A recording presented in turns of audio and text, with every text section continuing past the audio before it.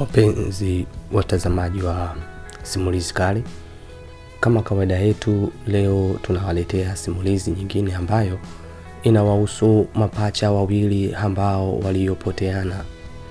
Na katika channel hii usisahau kusubscribe, pia kulike na kucomment. Mapacha walipoteana kipindi ambacho wapo wadogo sana, kwa sababu familia yao ilikuwa ni ya kitajiri sana. Baba yao na mama yao walikuwa ni watu wenye pesa na wenye heshima kubwa katika mtaa ambao waliokuwa wanaishi wazazi wao. Siku moja ilifika tamati. Mama mzazi wa mapacha hao alikuwa amejisikia uchungu, na kipindi hiko mumewe yupo kazini, yeye yupo nyumbani pamoja na wafanyakazi wake. Mfanyakazi wa ndani alikuwa yuko busy sana na kupika, ambaye alikuwa na miaka 20. Huyu mfanyakazi walimchukua kipindi yupo mdogo sana, tokea ana miaka 15 walimlea mpaka wakamsomesha. Waliishi naye vizuri tu kama mtoto wao, lakini baadaye kabisa wakaamua waishi naye kama mtoto wao na kama ndugu yao, na heshima ilikuwa kubwa sana katika familia hiyo. Walikuwa wanapendana sana, ambao walikuwa wanaishi humo ndani ni watatu tu, ila pia alikuwa na mfanyakazi wa nje ambaye ni mfanyakazi wa getini, pia alikuwa na mfanyakazi wa bostani. Katika familia hiyo, siku hiyo mama mjamzito alikuwa anaangalia zake TV huku akiwa anaperuzi simu yake.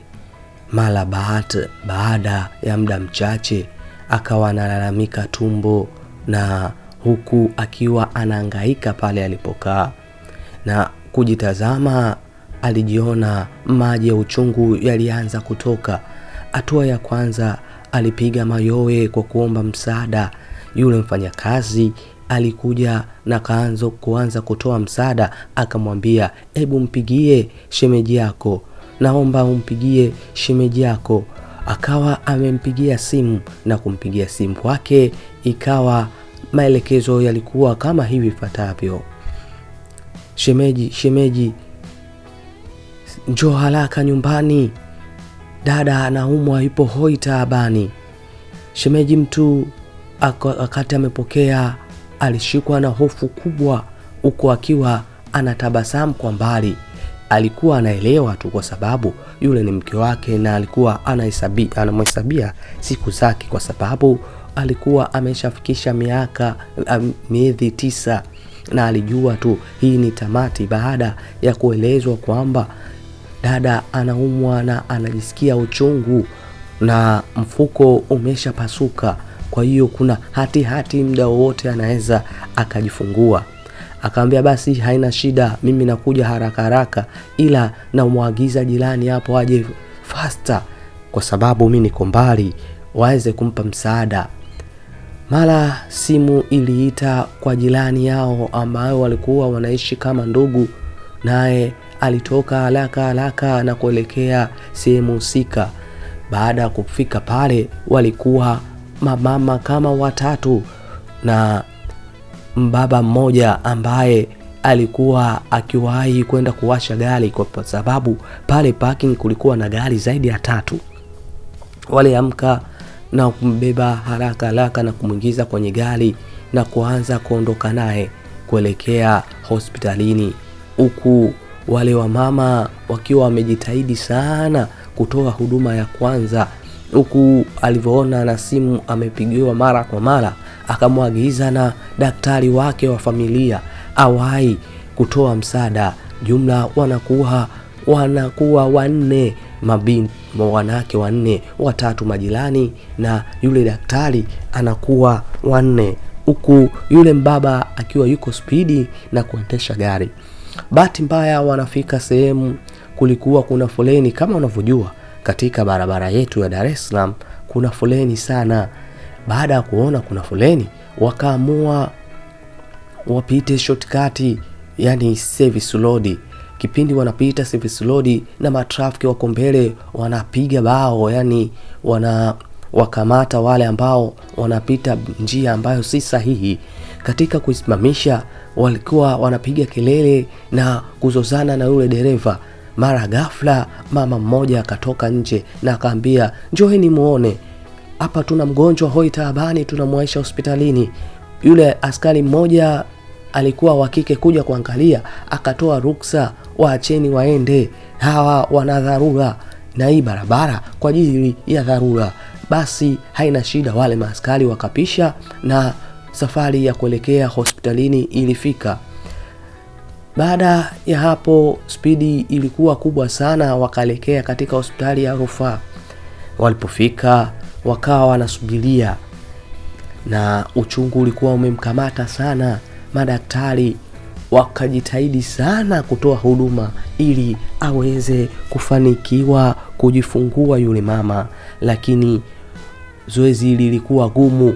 Ikabidi watoe transfer apelekwe hospitali ya kitaifa ya Muhimbili na wakatoa ambulance yao. Yule mama akawaishwa faster na haraka, akapandishwa kwenye machela na kuwekwa katika ambulance. Spidi kubwa, gari ilitoka na wale wengine waliingia kwenye gari yao na kuelekea, ila mmoja ilibidi aingie kwenye ambulance ambaye aliteuliwa yule daktari kwa sababu anajua hata huduma za kwanza pia. Spidi ilikuwa kubwa kuelekea hospitalini, na walipofika hospitalini huduma ya kwanza iliendelea. Walipambana ikabidi wampige ultrasound na kuja kuangalia, walikuta kwamba ana mapacha na wamekaa vibaya, na mmoja alikuwa alishaanza kutokeza katika njia ya kutokea. Basi walipambana madaktari na uwezo mkubwa, walijaribu kutumia kila njia ili waweze kufanikiwa. Kwa bahati mbaya au bahati nzuri, yule muhusika, yani mume mtu, anafika hospitalini anakuta majirani zake wakiwa wapo katika mshangao na kuchanganyikiwa kiakili, na wakumweleza jinsi ilivyokuwa, na kweli na mpuko mara maji, na ikabidi wamtundukie drip, naye alikuwa ameshachanganyikiwa, akiwa anazunguka anaenda anarudi, akahitaji aende hadi mlango wa dharura ambao mkewe amewekwa.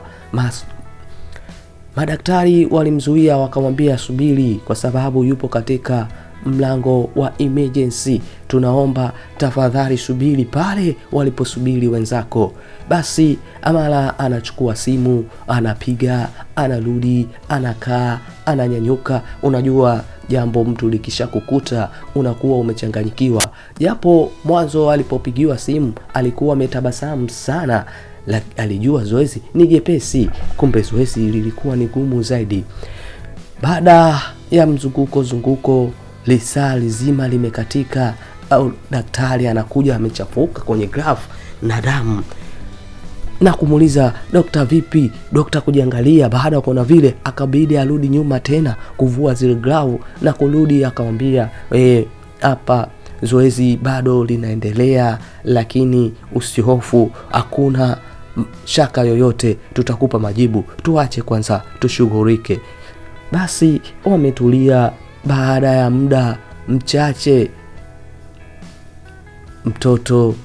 watoto walitoka salama, kwa sababu wao walishapiga mahesabu wafanyie operation, lakini kwa uwezo wa Mwenyezi Mungu alijifungua kwa njia iliyo sahihi na salama zaidi. Baada ya hapo ikabidi wamtundikie drip za kutosha. Watoto wakaanza kulia, kelele pale wodini ilikuwa ni kubwa, maana walikuwa wanalia sana, na watoto walikuwa wametoka wakiwa wamenawili, mwili yao ilikuwa iko sahihi zaidi. Na baada ya hapo wakakabidhiwa mtoto wao na wakapewa ruksa kwenda kumwangalia mgonjwa wao na kwenda kucheki, na kuwakuta watoto wawili mapacha. alifurahi sana mhusika ambaye ni mume wa yule mama. Japo hatukuwatajia mume wa yule mama anaitwa nani. Mume wa yule mama alikuwa anaitwa Johnson, ambaye kwa kukatisha alikuwa anaitwa John, na mama wale mapacha alikuwa anaitwa Elizabeth. Basi Elizabeth akiwa ametulia na muda wa kumuona mgonjwa ulikuwa tayari umeshataradadi, yani umeshafika, walikuwa wanamwangalia na kutabasamu na kumpa pongezi mbalimbali. Basi ikabidi akae chini ya uangalizi wa hospitali. Baada siku kadhaa walihitaji akae, na siku ilipofika ya kuruhusiwa, waliruhusiwa kwa sababu waliwafanyia uchunguzi watoto kama wana afya njema na mama mtu kama ana afya njema. Baada ya kuona hivyo, wakapewa ruksa kabisa ya kuweza kuondoka nyumbani na kuondoka nao wale watoto na mama mwenyewe. Safari iliwataradadi na kurudi nyumbani. Furaha ilikuwa kubwa sana katika ile familia. Mfanyakazi alifurahi sana kuwapokea na akasema, "Oyo wadogo zangu hao, mimi kuanzia leo sitaki tena nikuite kaka, sitaki tena nikuite shemeji. Mimi nahitaji niwaite kama baba zangu kwa sababu mmenilea kwa muda mrefu sana. Hawa nahitaji wawe wadogo zangu. Nikisema waniite mama mdogo haitokuwa kwangu sawa, kwa sababu na nimetokea kuwapenda sana." Basi taratibu ziliendelea, wakalelewa wale watoto, maisha yakawa yanaenda mpaka walipotimiza miaka 2 baada ya kumaliza ziwa. Hapo changamoto ndipo zilipoanza rasmi katika familia hiyo, na familia hiyo ilikuwa ni familia yenye upendo sana kwa wote, lakini changamoto zilianza kupotea kwa sababu mtoto mmoja alikuwa ni mtundu kupita maelezo na mwingine alikuwa mpole kupita maelezo. Yule mtundu alikuwa hana hasira sana, ila yule mpole alikuwa mwenye hasira sana na mwenye huruma sana. Siku moja walitoroka, yule mtundu alitoroka kwenda kucheza nje, na yule mwenzake alimfuata nyuma kwa sababu yeye alikuwa anapelekeshwa tu, twende huku anaenda, twende huku anaenda. Ila sijawaambia watoto hao walikuwa na jinsia gani. Walikuwa na jinsia ya kike, wote walikuwa wa kike, ila huyu mmoja alikuwa ni mtundu zaidi kuliko mwenzake, na huyu mmoja alikuwa mpole zaidi kuliko mwenzake. Katika kuondoka za kwao, yule mtundu alikuwa ni mkorofi sana, yani sana. Nadhani mnaelewa ninavyosema mkorofi. Basi yule mmoja alimpiga mwenzake, yani alimkuta tu mtoto njiani akampiga. Katika kukimbizana, yule akajikoa katika kulia. Yule ambaye aliyepigwa akaenda kurudisha, yule alizidi kulia zaidi. Pacha ambaye ni Doto Kulwa alikasirika, alimpiga yule mwenzake. Baada kumpiga yule, naye akiwa analia, akawa na hofu kwamba akirudi nyumbani baada kusikia neno naenda kukusemea, yule ambaye aliyepigwa. Doto akaona usinitanie, subiri niondoke. Alipoondoka ndipo ndo ameondoka mazima. Je, tutajua amerudi au atarudi? Asante kwa kuangalia simulizi kali. Usisahau kulike pia na kukomenti.